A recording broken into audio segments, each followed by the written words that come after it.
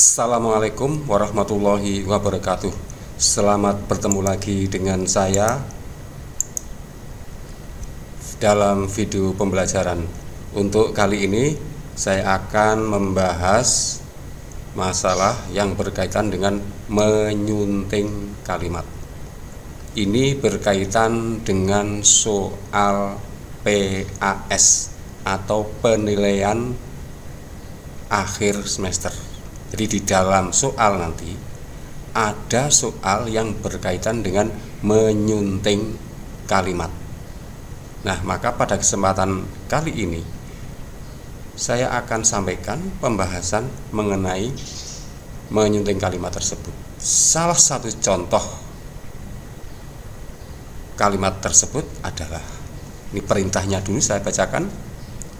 Suntinglah kalimat-kalimat berikut dengan menggunakan ejaan dan tanda baca yang tepat. Ejaan dan tanda baca yang tepat. Ini kalimat pertama.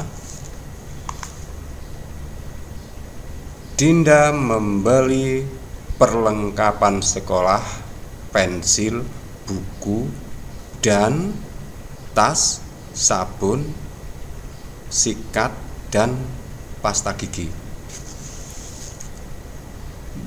Di sini kita melihat ada beberapa tanda baca yang mesti kita gunakan.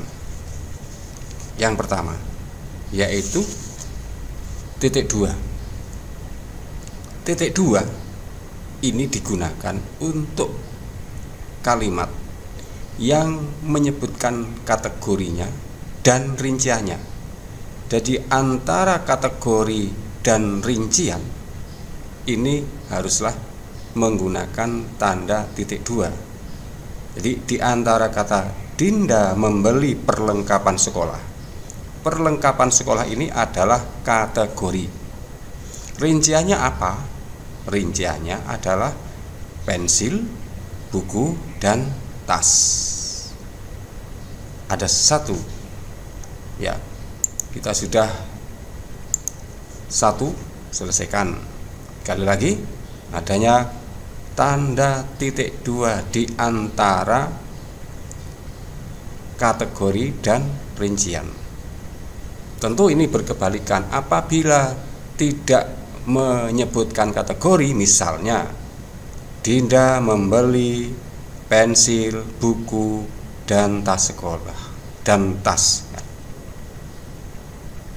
Ini tentu tidak menggunakan tanda titik 2 di antara barang-barang yang dibeli tadi. Tapi di sini kalimatnya adalah Dinda membeli perlengkapan sekolah sebagai kategori, kemudian pensil, buku, dan tas itu adalah rincian. Oke? Satu tanda baca titik 2 di antara kategori dan rincian. Lalu di dalam rincian itu, ya, rincian, menggunakan rincian. Rinciannya apa? Pensil, buku, dan tas. Pensil, buku, dan tas.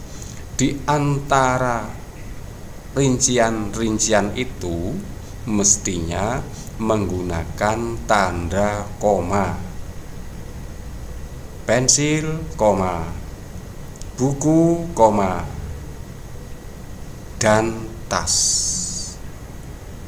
Ya, sekali lagi kalau kita ulas kembali dari awal, Dinda memberi perlengkapan sekolah titik 2, pensil, koma, buku, koma, dan tas.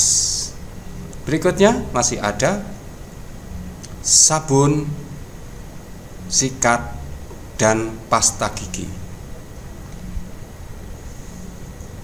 Kita harus tahu bahwa antara pensil, buku, dan tas dengan sabun, sikat, dan pasta gigi itu adalah dua hal yang berbeda. Yang pertama adalah perlengkapan sekolah, yang kedua adalah perlengkapan mandi. Dua hal yang berbeda. Apabila dua hal yang berbeda itu disebutkan secara berturutan di dalam satu kalimat, maka yang digunakan adalah titik koma. Ya. Jadi kalimat yang saya sampaikan itu tadi, Dinda membeli perlengkapan sekolah, pensil, buku, dan tas, sabun, sikat, dan pasta gigi. Ini kalau di dalam soal tersebut tidak ada tanda baca apapun. Nah, tugas kita adalah menyunting dengan memperbaiki dengan menambahkan tanda baca sesuai dengan ejaan yang ditentukan di dalam soal. Jadi Dinda memberi perlengkapan sekolah titik 2. Mengapa menggunakan titik 2? Karena disebutkan perlengkapan sekolah. Kalau tidak menyebutkan kata perlengkapan sekolah, tentu kalimatnya menjadi Dinda membeli pensil, buku, dan tas.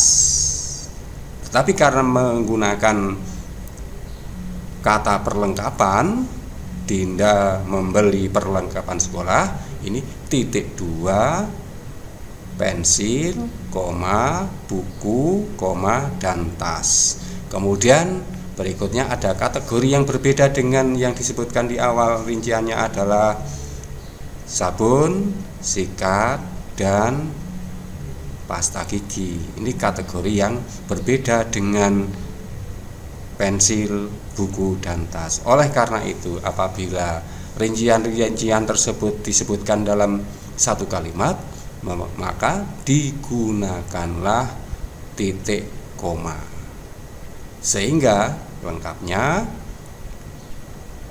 simpulannya, Dinda membeli perlengkapan sekolah titik 2, pensil, buku, dan tas. Titik koma, sabun, sikat, dan pasta gigi.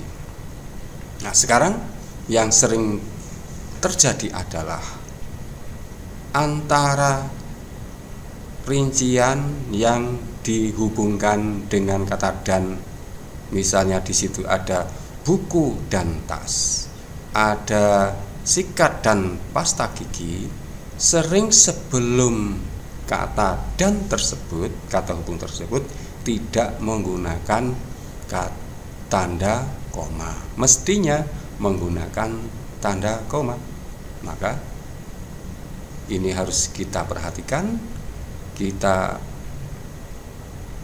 harus peduli dengan bahasa yang mestinya kita pakai setiap hari. Oke, sekarang kalimat kedua. Kalimat kedua berbunyi, yang terhormat Ibu Kepala Sekolah SMP Negeri 5 Purworejo. Ada beberapa kesalahan di sini. Kita hitung. 1. Menyebutkan kata terhormat itu adalah yang paling hormat. Padahal di dalam sebuah pertemuan itu mestinya tidak menggunakan kata terhormat. Yang lain tentu menjadi tidak terhormat. Sekarang menyebutkan ibu atau bapak yang lain dengan dihubungkan jabatan. Ibu Kepala Sekolah SMP Negeri 5 Purworejo. Jadi kata ibu dengan jabatan ini adalah bentuk kekeliruan. Nah, mari kita perbaiki. Lazim kita gunakan dan yang kita sarankan adalah penggunaan yang saya hormati.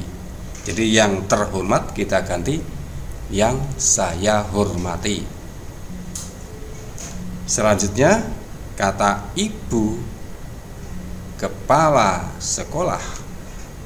Kalau menyebutkan kata ibu, mestinya menyebutkan nama. Misalnya, yang saya hormati Ibu Siti Anifah. Jadi kalau menyebutkan Ibu Siti Anifah baru betul. Tapi kalau menyebutkan ibu kepala sekolah, tentu ini tidak disarankan.